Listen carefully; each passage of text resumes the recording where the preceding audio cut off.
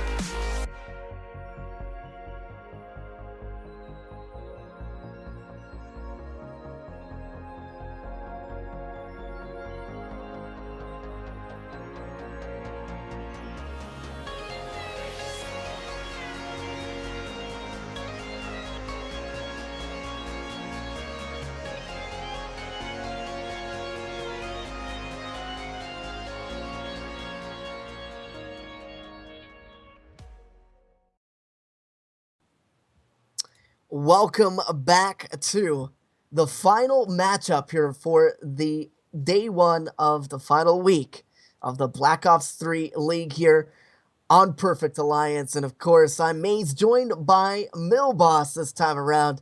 How are you this fine evening in the United States, but afternoon, I believe, for you there in Australia?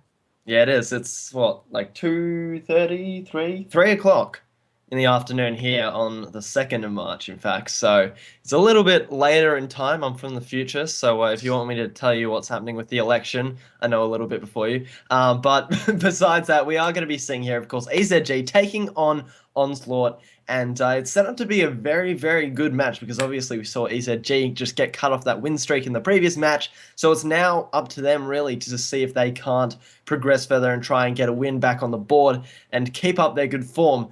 That being said, Onslaught definitely have the potential to take them out, but I do think that EZG is favored in this in this matchup tonight. Yeah, I tend to agree with you. Even though they do have a substitute player in Paranoia, he has played Yeah. very well, even in the series that he did lose. But of course, we're getting into that ban and protect here. And off the break, we're starting to see that the Shiva is going to start to get targeted here. And there's no surprise there. After that game 5 that we saw was definitely troublesome because of that Shiva. So Stumpy opts to get that off the board for EZG, and then of course on the other side you've got some interesting bans coming in for concussion, and then kinetic armor removed there by Muni.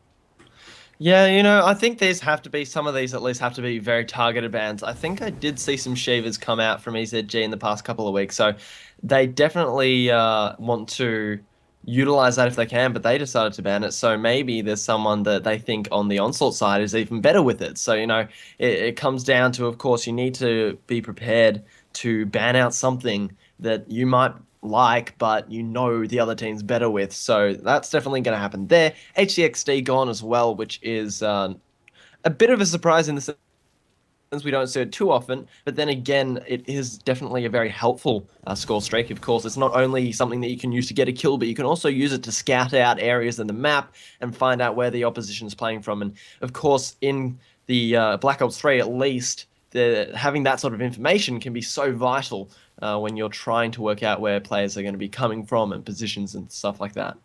No, you're absolutely right about that. And another thing too to point out is the fact that a lot of these specialist abilities are still on board here, or Yeah. active to be used. And so that was something that we saw that was very different during the previous series. Now it's starting to look like it's a little bit more solidified that, we're going to start seeing Heat Wave come out for both of these teams, and an active camo also going to be utilized here on Stronghold, Hardpoint. At this point in time, the Shiva is off the board here. We know that Yeah. the ICR-1 was buffed in the most recent Oh, yeah. patch, which makes it a lot more accurate in terms of having that recoil manageable. And it already was kind of a laser on the previous buff. Now it's really It a was, formidable yeah. weapon. Do you think it's going to be utilized on this particular I series? think it could be, dude, because I'm just trying to scroll through my Twitter feed right now because I saw a tweet about it. So it has gained higher accuracy and less recoil again. So yeah, definitely I can see it as becoming something that could compete with the top ARs in this game, that being the M8 and of course the Man of War we see quite regularly. The thing about the ICR is it's got a lot of a higher fire rate than both of those weapons as well. So we could see it possibly come out on top. But then again, because it's only a very, very recent update, players won't have had time to get adjusted to it.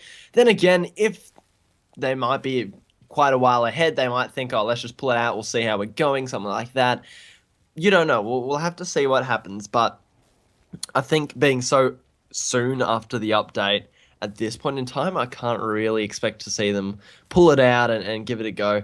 But with that being said, we know the AR players on both of these teams are very, very strong. So it will be a battle of the fittest. Right. Of course, I did jump the gun, obviously, because the M8A7, the favorite, is still on the Yeah. board. The XR2 is still a formidable weapon, obviously, as well as the Man of War. So plenty of choices in this particular matchup. But I do feel that it's neat when another weapon gets thrown into the mix with, a slight buff over other weapons. Oh, Of yeah. course, all the ARs were also tweaked on a patch before that, on a hotfix, I should say, in which the KN-44 got a nice buff along with the HVK-30. So a lot of Yeah. weapon balancing makes this game so exciting to be able to watch and to cast, just because of the fact that there's so much on the board that can be used. But enough talk about that stuff here. We're going to get right into this matchup. EZG going up against Onslaught, as of course Onslaught trying to get themselves out of that bottom slump there in 6th place in the league against the number 1 seeded EZG. Yeah, we're going to be starting this one off. Of course, we have EZG on the Black Ops side and Onslaught on this.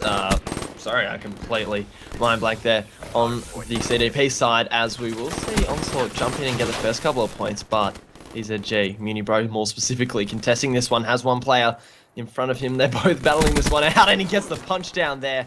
Oh, in fact, I think Stumpy ended up picking up that kill. But Onslaught still have the majority of points, even though the contestants are so closely in from EZG. Yeah, they are very heavily contested here, and that is why it's only a 3-point game to start, but that's expected from a hard point, as chaotic as this one here in mid. But Stumpy able to get some objective work done to make that deficit a little closer. But Onslaught doing a very good job of slaying here effectively, but you're going to expect a little bit of a lead going into that next rotation for Onslaught, as they have been able to get 12 points on the board, and the rotation is already in full effect by them, and this is going to be a crucial kill for Remedy. He's a substitute player for Onslaught here tonight and is not able to get that kill, so this is going to be important here for EZG to start getting this lead. I really think that the fact that EZG were able to get the first couple of points on board here on this second hard point is the fact that Munibro is just slaying so effectively in and around of the mansion here. He got a couple of players from Onslaught who were on the hard point, then rotated around, picked up some from behind, back and forth, and right now he's holding it down for his team. He's actually getting the points on the board as Casmo picks that one up and gets back on the objective work. But Munibro definitely showing up here. He is actually on a 3-kill streak as well. Meanwhile, his teammates have fallen in the hill, and now it's up to Remedies to try and slay it out Munibro, but it's not going to happen there, as he's able to get one more kill and then finally goes down. Yes, he does, and that's going to leave 2 players inside the hard point for EZG as the rotation is in full effect here by both teams, but it looks like Onslaught is getting slain out on that rotation initially. Anthrax about to get shut down. Oh. He's able to turn on a potential enemy there, but unfortunately Murica is the one who cleaned him up from his own team, and that is going to cause some issues there. But Onslaught regroups, they take possession of this hard point, and now they're starting to slay out pretty effectively. Casmo causing some trouble there for EZG though. Yeah, absolutely. I was just going to comment on that. He got a 2-piece, and then one of his teammates got the 3rd, leaving Anthrax last alive on this hill. And it's not really in a good position there when you've got the players from EZG all crowding around you. 2 players so far on 9 and 10 kills apiece. That's going to be Munibro and Stumpy. Make that 10 for Muni as well, as Paranoia is going to be jumping on for the objective work, but he's also slaying quite effectively himself. Meanwhile, Casmo is just doing a little bit of the rotating work, just trying to pick off any players who are trying to get in the backs of EZG and just stopping the rotations coming from Onslaught. Meanwhile, Sean is able to break in there with remedies as well, jump on the hill and get a couple of points from scrap time, as Stumpy though is going to be the first one holding the next hill, gets cleaned up, and it's going to be in the control of Onslaught. At this point, you have to really make sure that the scrap time is not the main factor in your gameplay. You got to make sure you get those early rotations for sure, and that's definitely something that both of these teams have in mind, which is why this game is still a decently close one here, about a 30-point game now, and Onslaught has been doing a good job of slaying inside that initial hard point. So if you are Onslaught, definitely make sure you get those exact kills off of the rotation. But as I say that, Anthrax has got some streets to work with and is working on trying to get his Cerberus to potentially get it, and he will get that kill. A very good match coming in from Anthrax. Yeah. You know, I found something a little bit interesting about this Onslaught lineup tonight, and as much as they're staying very close here with EZG, only a 10-point or 11-point game, I should say, their 2 AR players of Murica and Sean are both using the Mana War instead of pulling out that M8. Meanwhile, on the EZG side of things, you've got Paranoia, Stumpy, and Casmo all using ARs, and they're all playing very different roles with those ARs. Paranoia is sort of staying in the hill majority of the time, Stumpy trying to slay around a little bit, Casmo standing and holding in the back, but as I say that, he has actually swapped out to the VMP here. I think he must have picked that one up though, because he does respawn with the M8, but he does have a good spawn to get back into this hill, help contest it, picks up one on Anthrax, knows there's at least 2 more in that hill, sees the head America, takes it clean off, and now he's able to push in with the support of his teammates. As I say that though, they all go down. Stumpy trying to put in some work onto Anthrax. Not going to happen as Sean is able to clean up a couple there.